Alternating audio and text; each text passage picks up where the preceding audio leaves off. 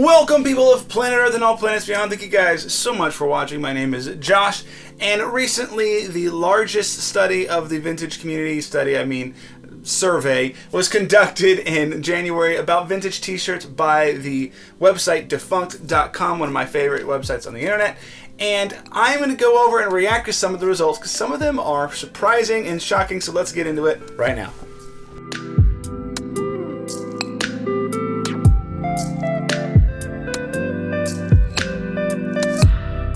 So, like I said, in January, defunct.com ran a survey of, I think, about 540 different respondents. I was one of them, and they compiled all the results, and it's really interesting what they found out. Now, they were doing this survey in cooperation with a company called Legitimate, which they are partnering with to create a vintage t-shirt authentication application, much like some of the other, applications we see out there, like Real Authentication, the Real, all these other, services that are authenticating sneakers, stuff like that. This is just the same play, but for vintage t-shirts. So they went to get some information about the market, and they published their information for all to see. And so let's take a look at some of the things that they found. So first off, they had some key findings, like fake vintage tees, unfortunately, are a problem. Everyone knows that. Some of these things are pretty self-explanatory and pretty obvious. They did find out that people did not have a whole lot of issues with dry rot, at least not recently. It doesn't seem like a lot of people are encountering dry rot t-shirts or selling them or buying them, having been, sort of being misled about them or something like that. So that's a pretty interesting. That's all sort of what we already know, but about 540 participants, like I said, 80% of them from the United States, followed by UK, Canada, Malaysia, and Australia are in there as well. 61% of the participants were under the age of 40. It sort of demonstrated to me that this market is fairly young. That this little community is a relatively young community. The most highly represented demographics were 18 to 24 and 24 to 30. So lots of young people, even though I fit into the next category, which wasn't as well represented in this survey. Certainly, the young people in the group, that's a good sign for the community that there's youth, that this may last much longer than just, a bunch of old heads. So that's really cool. So another interesting thing they found out about these respondents was that on average about 45% of their wardrobes was considered vintage. So almost half of their wardrobe was considered vintage, which is pretty interesting to me because I don't necessarily know that these are all just sort of all vintage heads in general, but probably more specifically vintage t-shirts.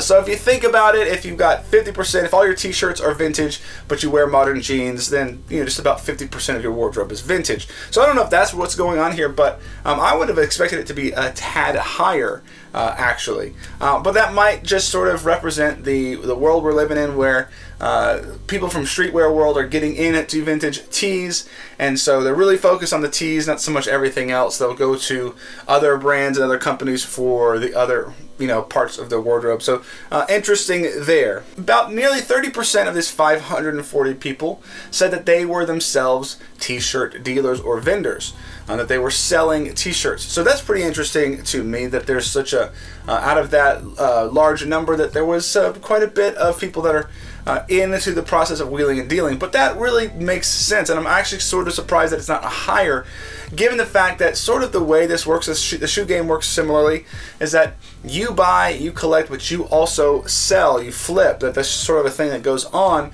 because there's such a limited number of items being sold in these hype beast markets. You have to sort of be both. You have to be a vendor and a collector, and you collect the stuff that you ultimately like the most and is the rarest and most special to you, but otherwise you just move on the other stuff so that you can supply money for the rest of it. So it's kind of interesting to me that only 30% actually identified as vendors. Now maybe they mean vendors as in, they have a business, but certainly a lot of these people are flipping, even more than just the 30% that identify themselves as vendors. So they also asked questions about the most expensive t-shirts in these people's collection, which I thought was very interesting. And so they asked the participants to, basically put a value on your most valuable t-shirt in your collection. And the average for that particular t-shirt was over $600, which I thought was incredible. That it's wild that the average number of people that actually put a number in said that their t-shirt was their best t-shirt in their collection was over $600. That's really high. A $600 tee is pretty hard to come by.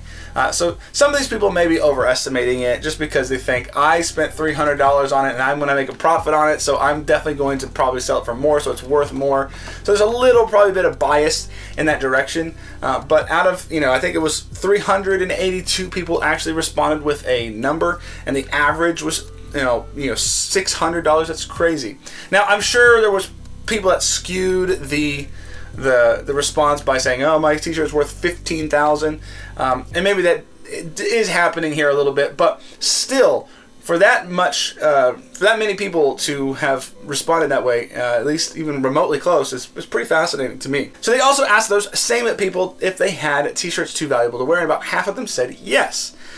So that's pretty interesting. That's really sort of a collector's mentality, which I think you'll see through this survey really is perhaps what's emerging here is that you have not just people buying t-shirts to wear out on the street and be cool and the fashion element of it, but we're starting to see a real clear defined collector's attitude within the t-shirt world. The t-shirts themselves, like sports cards and sneakers, they are worth collecting and just simply owning, not just being able to wear the functionality of them. So that to me is really fascinating, really interesting, because that could really mean a lot going forward for price stability, for price growth and market growth over time, because people come and go out of collectibles, and t-shirts might last since they're not sort of tied to one specific sport or specific era, because you have so many different t-shirts might really end up being a fairly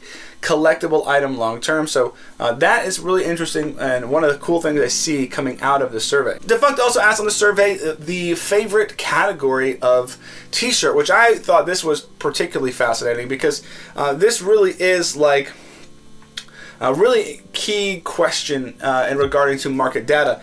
40%, and this sort of surprised me, 40% of respondents said that rock tees were their number one vintage t-shirt category. That's huge. 218 of them to be specific. That's a huge number, relatively speaking. Movie tees came in second. They sort of tied with other, so other could be, who knows what that could be. But rap tees came in third, which I thought was actually kind of surprising. I feel like maybe we've moved a little bit off the rap tees since they got a little overplayed. Lots of reprints in like TJ Maxx, duplicating the same style. So sort of, watered down the market, so to speak. But that surprised me that movie tees actually beat out rap tees. There's a lot of movies out there, and so there's a lot of variety. And one thing that I think is probably most interesting, there's probably less movie tees out there than there are rap tees. Rap tees, people were selling merchandise at shows and bootleg stuff in parking lots, but you don't really see that with movies. So movie tees tend to be a little bit more harder to find, harder to come by, limited in print run and stuff like that. So that's really fascinating to me. We had sports come in fourth, or fifth really. And then wrestling, and then Jesus tees. I think actually Jesus tees was my answer in this question. I can't remember if that's what it was, but I'm pretty sure it was. All 9 of us, 1.69%, said that Jesus tees was their favorite category. So that's interesting to me. Other probably definitely includes, like art prints and stuff like that. So there's certainly a lot of other varieties out there. And maybe had they actually actually mentioned art tees as a category you could choose, that maybe they would be a little bit bigger, but still super cool. Really interesting information, clearly proving that rock is still king. Who knows, we'll see. Maybe they'll do this survey again down the road, and we'll find out that rock tees is diminishing and movie tees are on the rise. Who knows? So that's a really interesting and key metric to, I think, pay attention to now, and if they do this again going forward. They also asked lots of questions about markets and where and platforms and where you buy and sell. no doubt, not surprisingly, thrift stores is number one. People want to find their t-shirts in the thrift store. It's cheaper, it's more entertaining, it's fun, it feels more authentic. But then second came eBay. eBay was the second largest platform in use. Clearly, we all know that eBay is still king, as much as we want to talk crap about them. But they're still king. But what came in third, which was probably most surprising, was Instagram and like live auctions and direct messages. That was the third highest respondent, which I thought was really interesting, considering that there are so many other platforms: Depop, Grail, Poshmark, Macari. Etsy, on and on and on. So many other platforms that direct to the buyers from these live auctions and direct messages.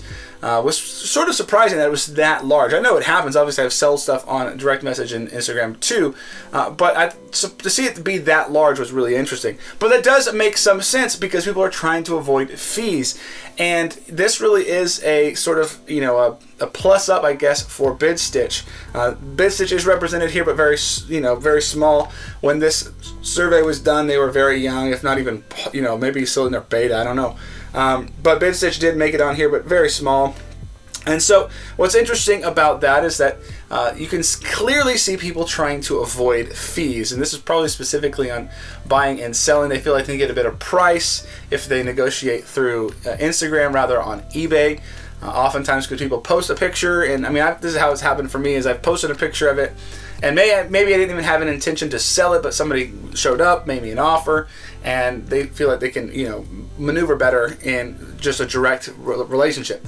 And so that really just shows us that we're moving away from feed platforms, and so eBay and Depop, they're all going to have to wrestle with this because people are going to avoid these fees because they feel like they're not really getting their money's worth. I definitely feel that way with eBay sometimes. eBay has just been sort of draining us with fees. So people are going to try to avoid fees and work more directly. So I think these platforms are going to have a reckoning at some point down the line here, particularly when it comes to clothing, vintage collectibles and stuff, because people are going to avoid the fees night and day. So one of the biggest questions that they asked, and probably the most important to them, was about the community's perception of authentic t-shirts and are fakes an issue. And obviously, overwhelmingly, 65% said that yes, it was an issue. Though I did think it was sort of surprising that 34% said it wasn't really an issue. And maybe there's some confusion as to what they mean by fakes, whether bootleg or reprints, licensed reprints. But authenticity is a big deal. Finding fakes is an issue. I feel like it's more of an issue for people buying on secondary markets than it is for people buying from the thrift. When I buy vintage t-shirts from the thrift, if I find a banger, I'm not typically asking myself, oh, is this fake? Because just the likelihood of finding like a fake, like a Salvatore Dali tee or a fake X-Men tee, Marvel tee in a thrift store where someone donated it, doesn't quite make sense. It's like someone would have had to buy it, thinking it was real, then realize it wasn't real, and then donate it. It just doesn't seem as likely to find it in the thrift store. So, but people buying on IG, secondary markets, stuff like that, definitely would be concerned with the authenticity because they don't know the provenance. They don't know where it's coming from. And that sort of indicated here when I talked about provenance being a pretty significant portion. In fact, I think it's at least 5% of people said that provenance was an important method for authentication. When they talk about what they use for authentication, tags obviously is the number one. Tags has got the most information, most unique information. Stitching, I think, comes in second here, which is helpful, and copyright is also in there as well. But it's interesting to me that there is not quite as much concern as I would have expected about fakes. So we'll see what that really pans out with, and that I'm sure that Defunct and Legitimate, they're all interested in sorting out the authentics and the fakes in the world. So it could be a really good sign for the market to have somebody sort of policing and providing some authority for it. And the next question they asked was about tags, and this is where it gets a little bit controversial and gets me a little bit riled up. They asked, what were your favorite tags? tags, and here there was the answers are interesting. We got Screen Stars at number 1, which makes a little bit sense. They're a pretty popular tag. It's not my favorite tag, definitely not my favorite shirt. Hanes at number 2, Other at number 3, so that's, who knows what that could be. It could be all sorts of different things. We have Gildan, we have Anvil, we have Liquid Blue, Brockham, and Giant all coming in at about 10 or below. And Marina got about 5, which I think was crazy that there's a big omission here. And that's the Fruit of the Loom tags. Early 90s Fruit of the Loom tags aren't on here at all. I mean, obviously they didn't put it on the list of something you could actually select, and they put it as Other. Like, that's the only way you could have indicated whether or not I bet literally Other is all just Fruit of the Loom. Like these guys are the experts. Why did they not put Fruit of the Loom? They're great tags. I don't know. It's super annoying because that's that's my favorite vintage tag. I think probably hands down. I mean, obviously it's cool to find like Stanley DeSantis, Giant, and Brockham and stuff like that, and those are more rare and perhaps more valuable. But as far as like the quality of the shirt and the sort of what the tag means and how it makes me feel, Fruit of the Loom, early 90s, all day long. I don't know what all these other people are smoking. They also asked about vintage, what makes something vintage. This is really cool and interesting answers here. We got 50% said 20 years or older. We had 15 years or older brings in about 18%. And curiously enough, people responded that used and or not manufactured recently, which I thought that's like third as far as the answers. That was sort of strange. It's like sort of innocuous. It doesn't really make much sense. I am surprised. I really am legitimately shocked that only 50% said 20 years or older.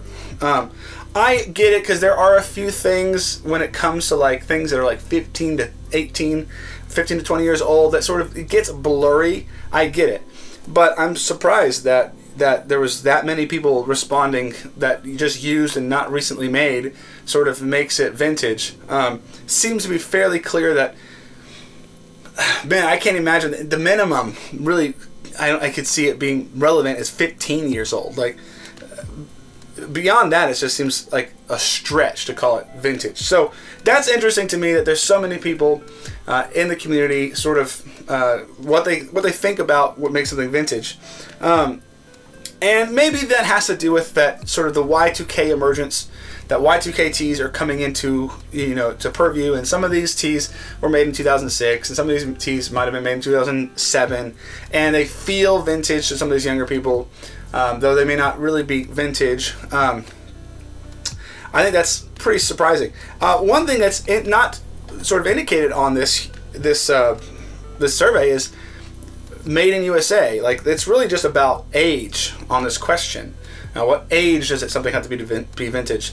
And I think vintage, and I've talked about this before, may indicate more than just age. It has to do with production standards, sort of the ethos of the production, where it was made, much less about simply when it was made. So, curious that it was only about years and actual age, but makes sense to some degree. They also asked about what sort of defines a grail, what makes a grail. Limited print was the most answered. Condition was second, which I thought was surprising because just because you find a good condition t-shirt that's vintage doesn't mean it's suddenly a grail. I mean, it could be just some random high school t-shirt. Doesn't mean it's a grail. It still has to be sort of limited in the first place for condition to be fairly relevant. So I thought that was interesting.